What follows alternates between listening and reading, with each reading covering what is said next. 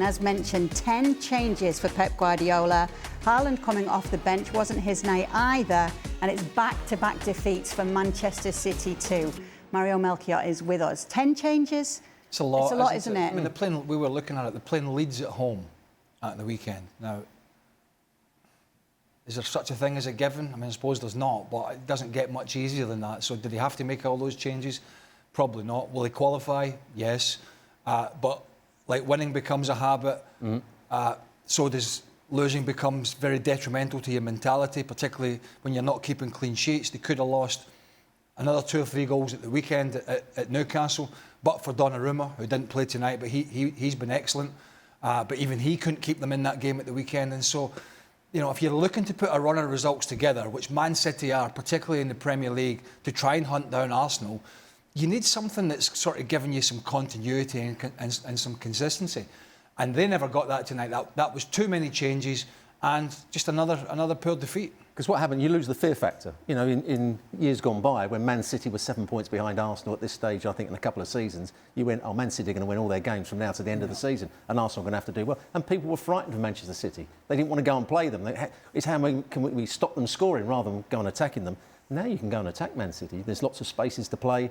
They've lost that fear factor, which is a big blow for them. It's interesting, Mario, because Pep Guardiola said after the international break, the season starts now, and it's been back-to-back losses for him.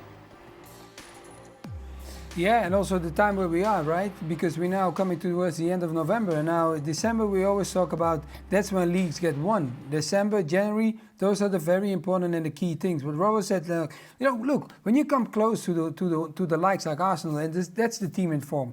Everybody sees that, watch them, it's like that's the one that you want to catch up to. But then you're getting so close and you lose the game, and then you lose this one.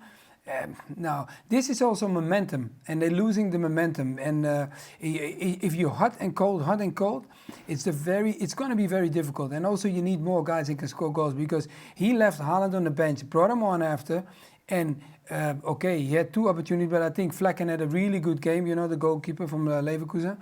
But away from that, if they keep going like that, it's going to be very, very tough for them just to make sure that they stay up and can get that race going, what we just talked about.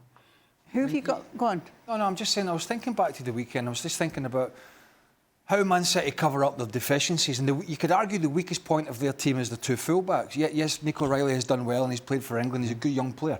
But he's not a left-back. Matheus Nunes is not a right-back. So they can get exposed. Newcastle did their homework at the weekend. It was Jacob Murphy and Harvey Barnes. And because, and he's going to have to figure this out, Guardiola, because City played as narrow as they did at Newcastle and as they do, they had Cherki and Phil Foden in behind Erling Haaland. Whenever they coughed the ball up, all Newcastle did was, as soon as they won it, they went wide. And the fullbacks, Lewis Hall and Livramento, in the first 45 minutes, had more touches than anybody else in the field. Why? Because every time they coughed it up in midfield, or Newcastle won it back, they went wide and they had a 2-on-1. So he's going to have to figure out a way to get the balance right in this side. Yeah, it's all very well saying, well, Foden will play and Cherki will play and Haaland will score goals, but when you're not as dominant as you once were and you're losing the ball, teams are going to pinpoint your full-backs in your wide areas, and Newcastle did that brilliantly at the weekend, and that is something that Guardiola is going to have to figure out. Otherwise, that is going to be one of the sides to their 11 and back 4 that is going to be exposed. And as I said, Newcastle did a brilliant job of that at the weekend. Is the depth of the squad strong enough to balance throughout these competitions that he's in? He's got a big squad, but is it full of quality? Is it full of proven players that are constantly winning week in, week out? No. You know, when you see some of the players, like Marmoush has come to the club. You know, we saw play in Bundesliga and you thought, what a good signing that is. He's going to do this, he's going to do that. He can play up front, he can play wide. And he has 1 or 2 good games. But because he's not playing consistently, and then when he does have the odd bad game, he gets left out of the team, he's lost his confidence. So a lot of those players that came into the side today won't have been high on confidence. Nathan Ake's a good example, who 2 years ago was one of their better defenders. Now, because he plays irregularly, he can't get his form right, and he's lost his confidence, and he knows the manager doesn't quite fancy him as much as he did before. So that big squad isn't quite as good as it should be. Well, it's time for the glasses. Oh dear. Because you really did ask about Man City squad, right? Right, you really did ask. Nouri they signed, he played. Kushinov they signed, he played. Nico Gonzalez. They paid 60 million, I think, from Reinders, from Milan. Oscar Bob's been... They all played.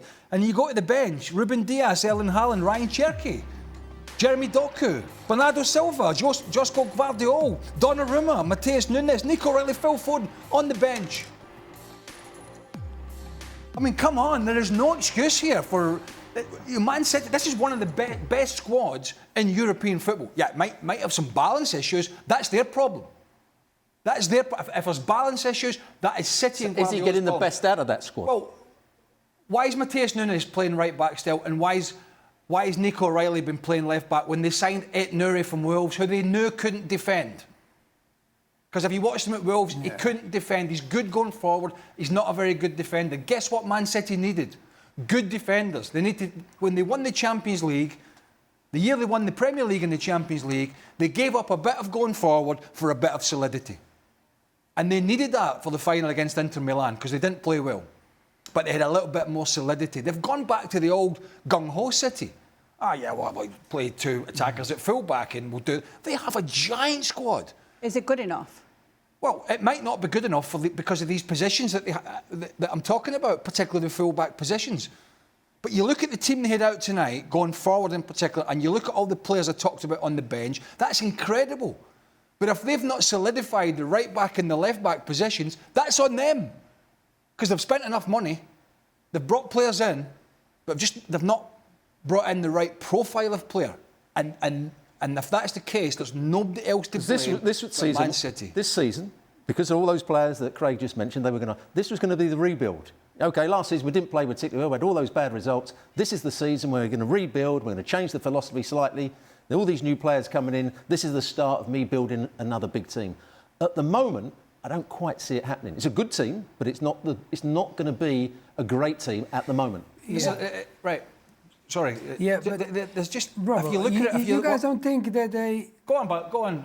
Yeah, what I also think that's happening, at City, is that people starting to understand the tactical side, how they want to play. Because every time when City wants to control the game, and he's like that, he wants to be on the ball. Every time he wants to control the game, he's on the ball. They are standing in a position where they can be exposed. And every time they get exposed like that, soon as they make a mistake, if they lose the ball, it's like what Craig said. Like, let's say the right and the left side. One goes up, you understand, and they get exposed. There are three at the back. If they don't have the defenders that are capable to go into corners and cover them up, they're going to get exposed. And it's always been like that. This is not something new that Pep is fighting with. Because when Pep has the ball and he knows that people have fear in them to compete with them, he has no problem. But the moment when people feel we can beat them and can bring a game to them, that's when that's the fear factor. I say they've lost the fear factor.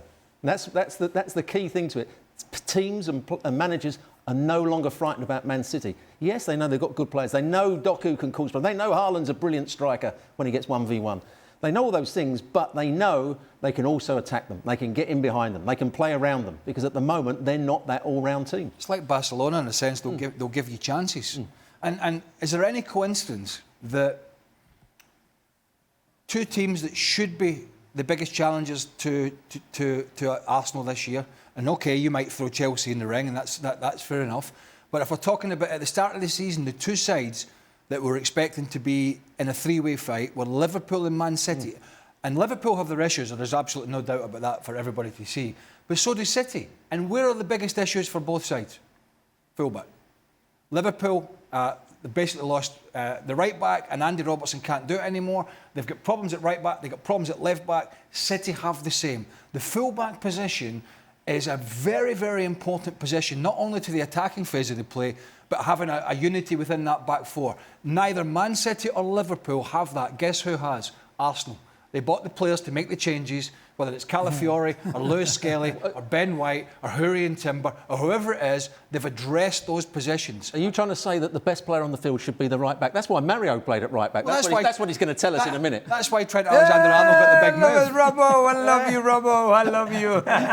It's an important love you, Robbo. position, You see Mario, now, is it? that's why listen, that's why I'm back. You see, I want to speak to Robbo. Come on, Robbo, give me some more love, man. I love it. Mario like that. That's why he gets on shows like this. Yeah.